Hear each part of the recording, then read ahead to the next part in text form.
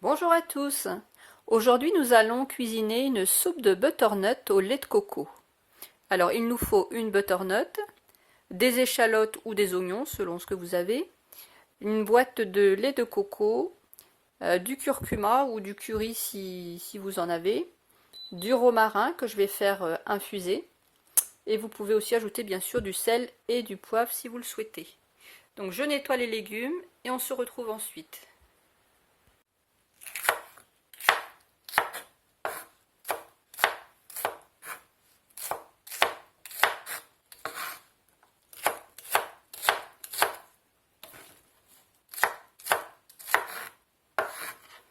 Voilà, donc les échalotes sont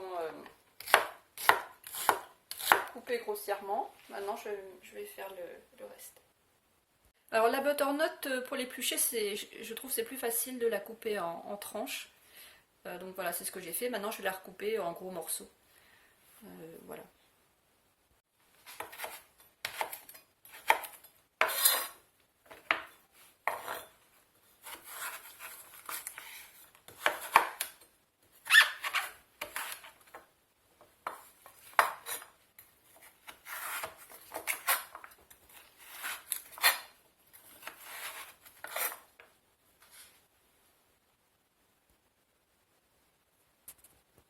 J'ai mis les morceaux de butternut dans la cocotte. Et donc je vais rajouter les échalotes aussi.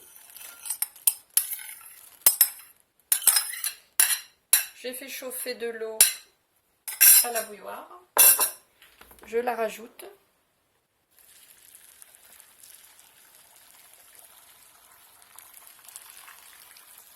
Et je vais cuire ça 20 minutes. Thermostat 5. Je vais rajouter l'infusion de romarin. Alors, le romarin, je préfère l'infuser comme ça pour éviter qu'il y ait plein de petits morceaux dans la soupe.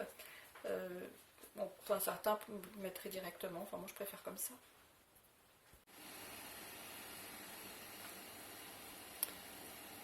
Alors, je ne rajouterai le lait de coco et le curcuma qu'en fin de cuisson.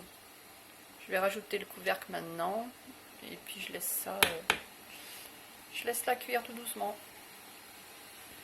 La cuisson est terminée, je viens de mettre 2 cuillères à café de curcuma en poudre et je vais rajouter le lait de coco. Voilà, je vais remettre tout ça et je vais refaire chauffer 1 minute, juste pour diluer le tout. Alors si vous voulez, bien sûr, vous rajoutez du sel, du poivre ou d'autres épices comme vous aimez.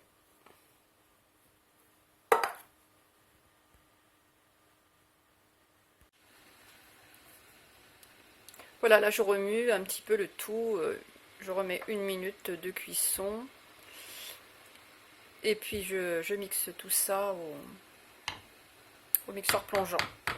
Bien sûr, vous utilisez ce que vous avez, hein.